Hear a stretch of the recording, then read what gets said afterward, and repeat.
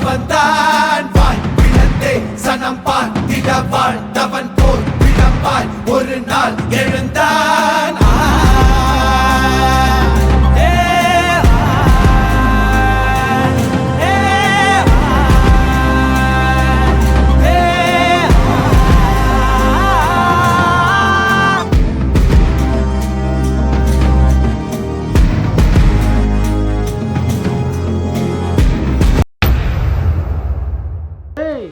புலம்புறதுல எனக்கு போட்டியா? எது யாருடா அவன்? எனக்கு போட்டியா புலம்பு வந்துட்டானா? நீயும் புலம்புவியா? நான் புலம்புறேன் பாரு. டேய் மச்சான், உனக்கு என்னடா?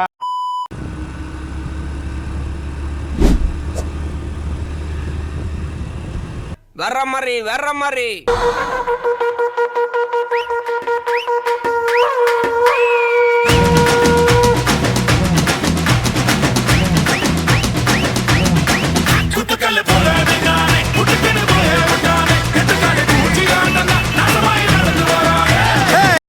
வாய் மட்டும் இல்லைன்னா நாய் தூக்கிட்டு போயிடும் நல்லா.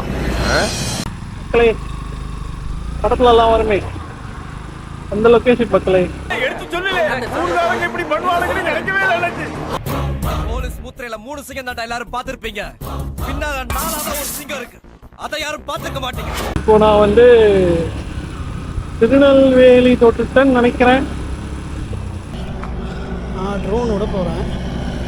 அதுக்கு முன்னாடி வந்து அந்த டிஜிட்டல் ஸ்கேலில் வந்து இங்கே விடலாமான்னு பார்த்தோம்னா என் பக்கத்தில் ஏதாவது ஏர்போர்ட் இருந்தால் தான் இங்கே நம்ம ட்ரோன்லாம் விடக்கூடாது. இப்போ நல்லா இல்லை, நேரம் வீந்துருக்கும். அங்கே தெரியுதுங்களா உங்களுக்கு? அங்கே ஒரு சின்னதில் பெருசாகவே ஆடு வர ஆடுன்னு நினைக்கிறேன். தமிழ்நாடோட அது செய்வாங்க. சரி, நான் ட்ரோன் விட போகிறேன். ஓகே.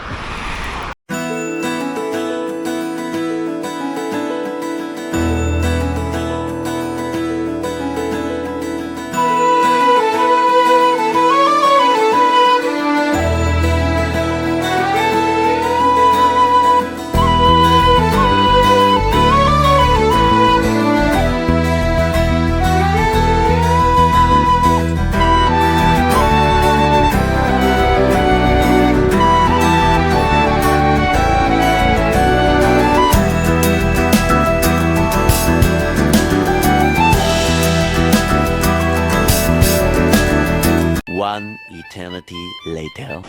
ஹாய் மக்களே. ஸோ இப்போ பார்த்தீங்கன்னா கன்னியாகுமரி வந்துட்டோம். கன்னியாகுமரி வந்துட்டு ரூம் போட்டாச்சு. ஸோ இதான் ரூம். ஸோ இது வந்து ஆக்சுவலாக 3 பேர் ஃபேமிலி ரூம். இது ஏசி வந்து இது ஒன்று தான் இருக்குது அப்படின்றதுக்காக நான் இது வாங்கிட்டேன். ஏன்னா நேற்று ஏசி இல்லாமல் என்னால் தூங்கவே முடியல. ஸோ இங்கே பார்த்தீங்கன்னா ஒரு கபோர்ட், இங்கே பார்த்தீங்கன்னா ஒரு நீட்டான ஒரு வாஷ்ரூம், ஹேண்ட் ஷவர் இருக்குது. இங்கே வந்து பார்த்திங்கன்னா ஜன்னல் கிடையாது. ஏசி ரூமுக்கு எதுக்கு ஜன்னல் அப்படின்ற மாதிரி தான்.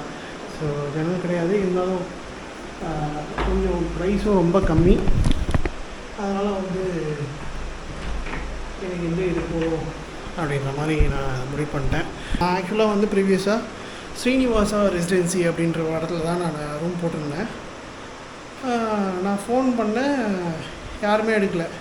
ஸோ நான் அந்த ப்ராப்பர்ட்டிக்கே போயிட்டு கேட் வெளில நின்று ஃபோன் பண்ணுறேன். திருப்பி யாரும் எந்த ரெஸ்பான்ஸுமே இல்லை. ஆனால் அந்த லொக்கேஷன் தான், booking.comல நான் போன அந்த லொக்கேஷன் தான். ஸோ அப்புறமா வந்து கொஞ்ச நேரம் கழிச்சு ஒரு அம்மா வந்தாங்க. வந்துட்டு ரூம் இல்லை அப்படின்னாங்க.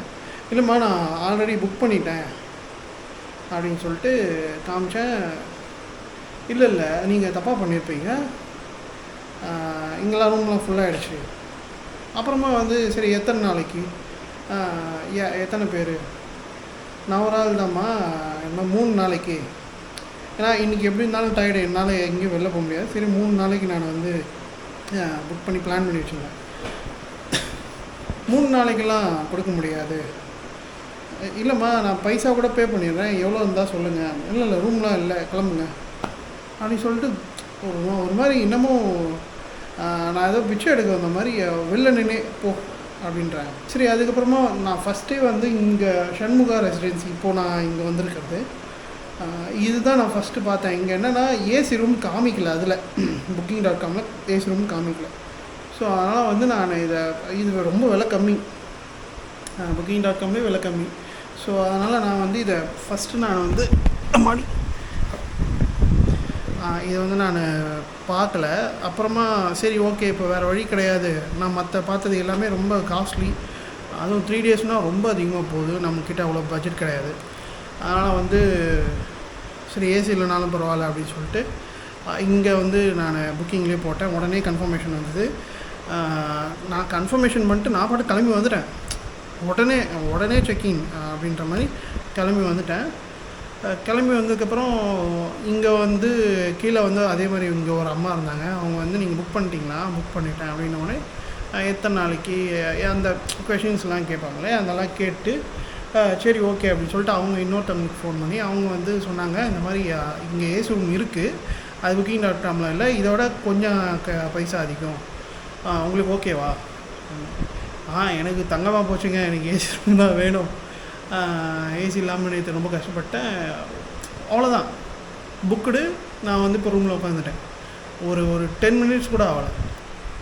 ஒரு மாதிரி என்னமோ கேட்டுக்கு வெளில நின்று அமிச்சோடனே எனக்கு ஒரு மாதிரி கஷ்டமாக போச்சு. ஏன்னா இன்றைக்கி வேறு எனக்கு பிறந்தநாள் அதுவும் என்னை புண்படுத்திட்டு ஆல்ரெடி வெயில் வந்து சரியான வெயில். நான் காலையில் கிளம்பி வர்றதுக்குள்ளே எனக்கு ஒரு மாதிரி போதும்னு ஆகிடுச்சு. நான் இன்றைக்கி தூங்கிட்டு நாளிலேருந்து பார்ப்பேன். ஏன்னா 3 நாள் இருக்குல்ல, நான் இன்றைக்கி நைட்டு நாளைக்கு ஃபுல் டே இருக்குது, நாளைக்கு ஃபுல் டே இருக்குது, அதுக்கு மறுநாள் இருக்குது.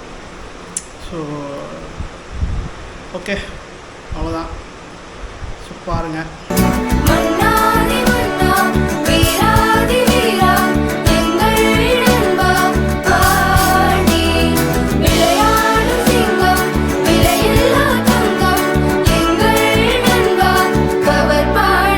புதிய வானம் பறந்து பார்க்க ஏங்கும்